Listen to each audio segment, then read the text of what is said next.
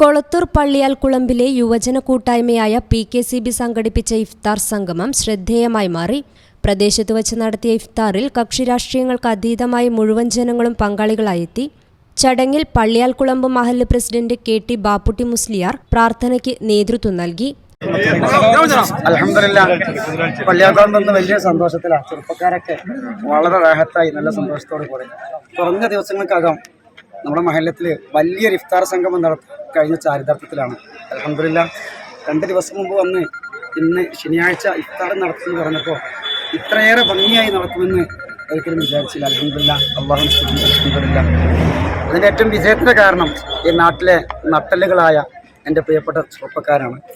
ജാതിമത ഭേദമന്യേ, കക്ഷി രാഷ്ട്രീയ ഭേദമന്യേ എല്ലാവരും ഒരുമിച്ച് നിന്നുകൊണ്ട് സന്തോഷത്തോടു കൂടെ വളരെ ഹാർഡ് വർക്ക് ചെയ്തുകൊണ്ട് തന്നെയാണ് ഇങ്ങനെ പ്രോഗ്രാമുകൾ നടത്തിയത്. വലിയ സന്തോഷമുണ്ട്. മുൻ വർഷത്തിലും ഇതുപോലത്തെ പ്രോഗ്രാം നടത്തിയിട്ടുണ്ടായിരുന്നു. ഇൻഷാ അല്ലാഹ് വരും വർഷങ്ങളിൽ നമുക്കത് സാധ്യമാവട്ടെ.